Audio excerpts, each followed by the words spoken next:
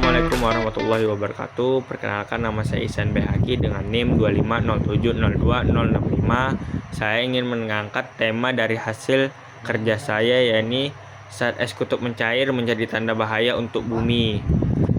Di ujung bumi, es yang dulu kini tebal mulai mencair. Menurut data NASA, sejak tahun 1979, es kutub utara telah kehilangan lebih dari 70% volume es di musim panasnya. Fenomena ini bukan lagi ramalan masa depan, ini menjadi saksi bisu untuk yang terjadi sekarang. Penyebab utamanya adalah pemanasan global. Gas karbon dioksida, metana, dan nitrooksida menahan panas di atmosfer sejak era industri. Mulai suhu rata-rata bumi meningkat sekitar 1,2 derajat Celcius.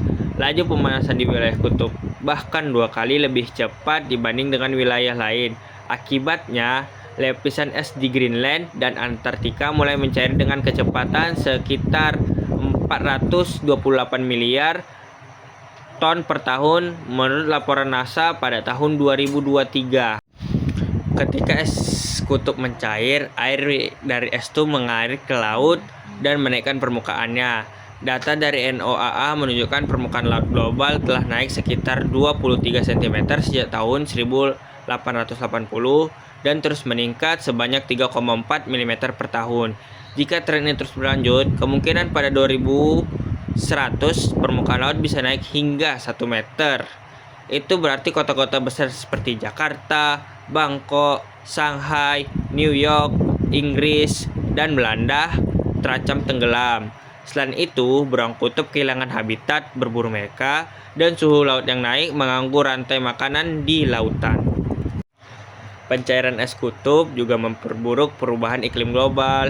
Ketika es yang memantulkan cahaya hilang, laut menyerap lebih banyak panas sehingga suhu bumi naik lebih cepat. Ini menciptakan lingkaran setan pemanasan global. Akibatnya dunia ini menghadapi cuaca ekstrim, sering terjadi badai, kebakaran hutan, dan kekeringan yang berkepanjangan. Walau es kutub mencair, kita masih bisa kok mencegahnya. Pertama, kurangin penggunaan energi fosil. Gunakan transportasi umum, bersepeda atau jalan kaki. Semakin sedikit bahan bakar yang kita bakar, semakin dikit gas rumah kaca yang ada di udara. Kedua, hemat listrik di rumah. Matikan lampu dan alat elektronik saat tidak digunakan. Sumber energi bersih seperti matahari dan angin menjadi solusi masa depan. Yang ketiga, tanam lebih banyak pohon. Pohon menyerap karbon dioksida, gas utama penyebab pemanasan global. Dan keempat, kurangin sampah plastik dan konsumsi berlebihan.